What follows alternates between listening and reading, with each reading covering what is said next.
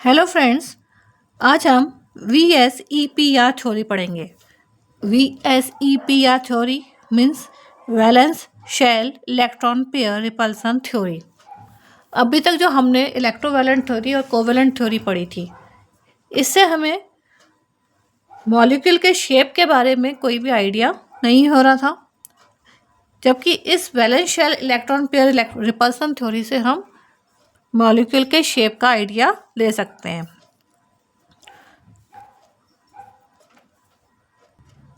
So, this theory is predict the shape of the molecules from the electron pairs. Electron pairs के through हम ये बता सकते हैं कि मॉलिक्यूल का शेप किस तरह से प्रेजेंट है। ये थ्योरी हमें दी थी सिडविक और पॉवेल ने इन 1940 में। The VSPR theory is based on the assumption that the molecules will take shape such that the electric repulsion. Actually, this theory is based on the electronic repulsion which is produced by electrons.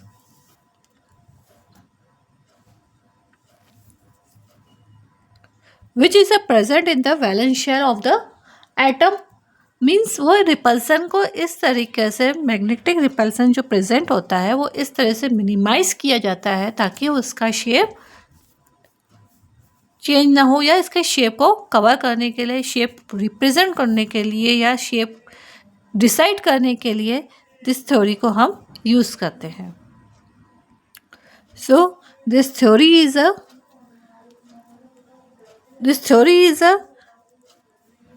presentation of the atoms which minimize their repulsion, or we can say molecules. In a molecule, atoms will arrange themselves as they minimize their repulsions between the electrons.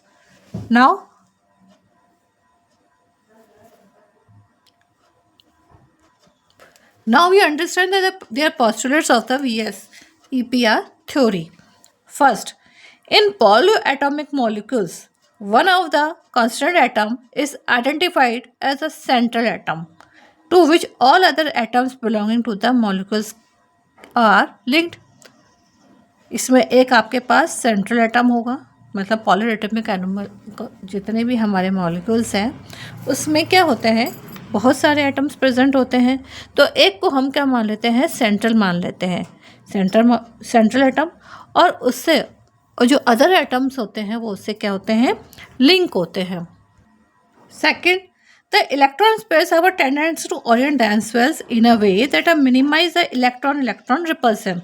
अब जो उसके अंदर atoms के जो shells है उसमें जो electron present है वो अपने आप को इलेक्ट्रॉन्स क्या करते हैं, इस तरीके अरेंज करते हैं, या उनका अरेंजमेंट इस तरीके से हो जाता है कि इलेक्ट्रॉन के बीच में तो रिपल्सन्स हो जाए come and maximum the distance between them, और उनके बीच में जो डिस्टेंस है वो बढ़ जाए। The valence shell, third, the valence shell can be thought of as a sphere. अब वैलेंस शेल को हमने क्या माना है, स्फीयर। आप देखो, हमने जितने भी अभी तक वैलेंस शेल के जो जितने भी डायग्राम बनाए थे, फॉर एग्जांपल जैसे हमने सोडियम का ही बनाया था, तो इसको हमने क्या शो किया था, स्फीयर। सबको हमने एज अ स्फीयर ही प्रेजेंट किया है। तो as a sphere can be thought of a sphere where the electron pairs are localized on the surface in a such a way the distance between them is a maximize. मतलब electrons के बीच में जो electrons यहाँ पे जो present है, इसके सरफेस पे जो इलेक्ट्रॉन्स प्रेजेंट है, उनके बीच में जो स्पेस होता है या डिस्टेंस होता है वो क्या होना चाहिए, मैक्सिमम होना चाहिए। Should the central atom of the molecule be surrounded by bond pairs of electrons, then the asymmetrically shaped molecule can be accepted. Should the central atom of the molecule be surrounded by the bond pairs? जब वो bond pairs होंगे तभी तो उनमें क्या होगी, stability होगी। अगर उनमें बॉन्ड पेयर्स प्रेजेंट नहीं होंगे सेंट्रल एटम के बीच मॉलिक्यूल का जो सेंट्रल एटम है उसके चारों तरफ सराउंडेड जो चारों तरफ जो है उसके bond pairs of electrons present होते हैं। मीन्स इस तरीके से अगर वो प्रेजेंट नहीं होंगे तो क्या होगा, मॉलिक्यूल्स की स्टेबिलिटी ख़त्म हो जाएगी। तो मॉलिक्यूल की स्टेबिलिटी बढ़ाने के लिए जो सेंट्रल एटम होता है उसमें क्या होने चाहिए, बाउंडेड पेयर्स ऑफ इलेक्ट्रॉन्स होने चाहिए। Then the asymmetrically shaped molecule can be accepted. नहीं तो हमारा जो शेप है वो क्या हो जाएगा, एसिमेट्रिकली हो जाएगा। Next, should the central atom be surrounded by both lone pairs and bond pairs of the electrons, the molecule would tend to have a distorted shape. Should the central atom be surrounded by both lone pairs and bond pairs? लेकिन अगर central atom में lone pair भी present है और bond pair भी present है तो shape क्या हो सकता है, मॉलिक्यूल का शेप क्या हो सकता है, डिसऑर्डेड हो सकता है। If the electron pair around the central atom are closer to each other they will repel each other. अब हमें क्या पढ़ रहे हैं, हम इलेक्ट्रॉन रिपल्सन थ्योरी पढ़ रहे हैं हम। तो इलेक्ट्रॉन रिपल्सन थ्योरी में क्या होना चाहिए, इलेक्ट्रॉन्स एक दूसरे से दूर होने चाहिए। बट इन अ केस अगर सेंट्रल एटम में इलेक्ट्रॉन्स आर क्लोजर, एक दूसरे के पास में हैं, they will repel each other. This result is an increase in energy of the molecule. इससे मॉलिक्यूल की एनर्जी बढ़ जाएगी और मॉलिक्यूल की एनर्जी बढ़ते ही उसके डिसऑर्डर्ड फॉर्म में चेंज होने के चांसेस बढ़ जाते हैं। The strength of the repulsion is strongest in 2 lone pairs and weakest in the 2 bond pairs. इसीलिए किसी भी मॉलिक्यूल में उसके स्टेबिलिटी बढ़ाने के लिए उसमें लोन पेयर्स कम होना जरूरी है। If in a 2 lone pairs, अगर उसमें लोन पेयर्स अधिक हैं तो मॉलिक्यूल आपका वीक होगा। अगर उसमें बॉन्ड पेयर्स ज़्यादा है तो उसमें अगर लोन पेयर्स ज़्यादा है तो आपका मॉलिक्यूल हो जाएगा वीक, और अगर वो बॉन्ड पेयर्स ज़्यादा है तो आपका मॉलिक्यूल होगा strong. So the strength of the repulsion is strongest in 2 lone pairs. अगर 2 लोन पेयर्स प्रेजेंट है तो उनमें रिपल्सन के पोजीशन या प्रेजेंटेशन ज़्यादा होगी, प्रेजेंट ज़्यादा होगा। And weakest in the bond pairs, और बॉन्ड पेयर्स में रिपल्सन की पोजीशन कम होती है।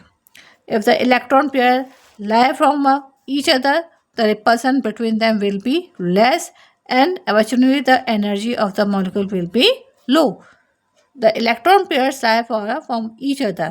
अब अगर इलेक्ट्रॉन पेयर्स एक दूसरे से दूर है तब भी क्या हो जाता है कि उनमें रिपल्सन कम होता है, और अगर रिपल्सन कम होगा ऑब्वियसली एनर्जी क्या हो जाएगी, मॉलिक्यूल की लो हो जाएगी। और अगर मॉलिक्यूल की एनर्जी लो है तो आपका क्या होगा, मॉलिक्यूल कैसा होगा, स्ट्रॉन्ग होगा। In a brief, valence shell electron pair repulsion theory is depend on the first central atom. Central atom में आपके लोन पेयर प्रेजेंट है या बॉन्ड पेयर प्रेजेंट है। अगर लोन पेयर और बॉन्ड पेयर दोनों, अगर बॉन्ड पेयर प्रेजेंट है तो आपका मॉलिक्यूल स्ट्रॉन्ग है, और अगर लोन पेयर और बॉन्ड पेयर प्रेजेंट दोनों ही प्रेजेंट है तो उनके डिसऑर्डर्ड होने के चांसेस ज़्यादा होते हैं। सेकंड, अगर लोन पेयर ज़्यादा है आपके मॉलिक्यूल में प्रेजेंट है तो आपका strength of the repulsion is too much. भाई स्ट्रेंथ रिपल्सन का स्ट्रॉन्ग, और अगर आपके बॉन्ड पेयर प्रेजेंट है तो रिपल्सन होने के चांसेस कम होते हैं। तो VSEPR theory is a electron pair repulsion theory है।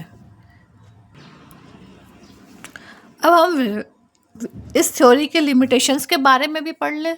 कुछ लिमिटेशंस भी हैं इस थ्योरी में। First, this theory fails to explain isoelectronic species. This species में vary in a shape despite having the same number of electrons.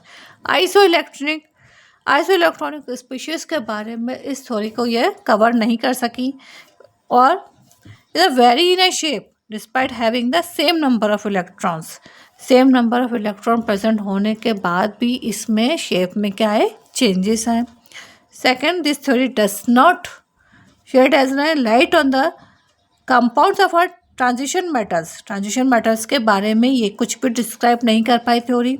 The structure of a several such compound can not be correctly describe by this theory. और बहुत सारे ऐसे structures भी हैं या compounds भी हैं जिनके बारे में इस थ्योरी के द्वारा हम या इस थ्योरी से हम समझ नहीं सकते हैं।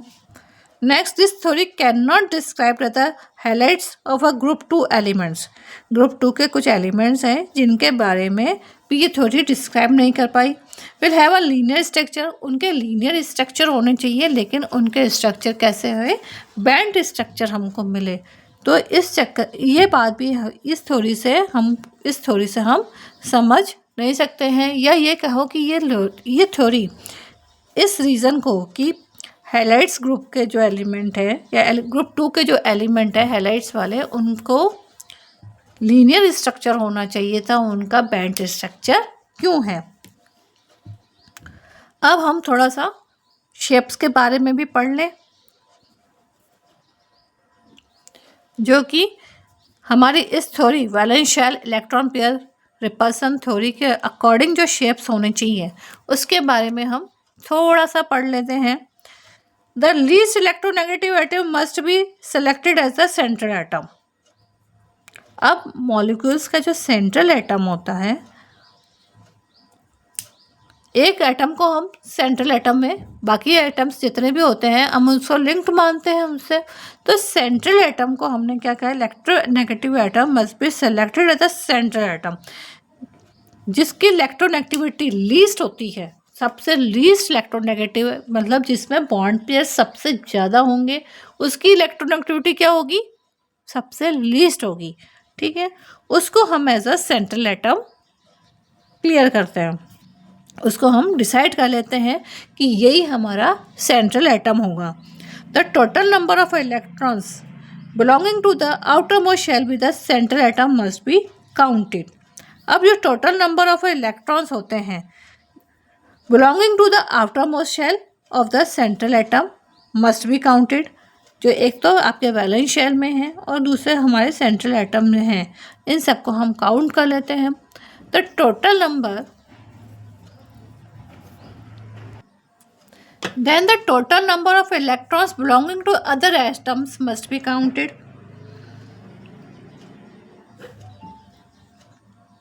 अब जो अदर एटम्स हैं उनके भी हम इलेक्ट्रॉन्स को काउंट कर लेते हैं। देखो, सबसे पहले तो हम लीस्ट इलेक्ट्रोनेगेटिव एटम को तो हम सेलेक्ट करेंगे एज अ सेंट्रल एटम। फिर सेंट्रल एटम्स के जो आउटर मोस्ट शेल में जो इलेक्ट्रॉन है उनको काउंट करेंगे।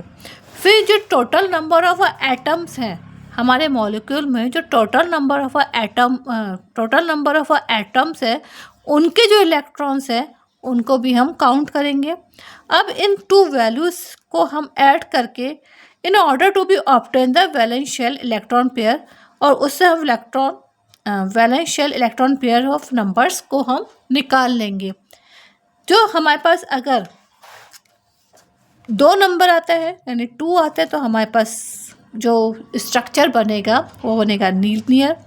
अगर हमारे पास VSEP हमारे पास 3 आता है तो ट्राइगोनल प्लेनर बनेगा। अगर 4 है तो टेट्राहाइड्रल बनेगा। 5th है तो ट्राइगोनल बाइपिरामिडल बनेगा। 6 है तो ऑक्टाहाइड्रल बनेगा और 7 है तो पेंटागोनल बाइपिरामिडल बनेगा। अब हमने ये तो देख लिया कि टोटल नंबर्स ऑफ, अगर हमको VSEP की कैलकुलेशन करनी है तो हमें देखना है सेंट्रल एटम के इलेक्ट्रॉन्स को और सेंट्रल एटम से जो लिंक्ड अदर एटम्स हैं उनके इलेक्ट्रॉन्स को देखना है, और उन दोनों से ही कैलकुलेट करके हमारे पास ये VSEP नंबर आया। इसका फॉर्मूला हम आपको नेक्स्ट क्लास में बताएंगे। आज के लिए हम इतना ही पढ़ेंगे। Thank you.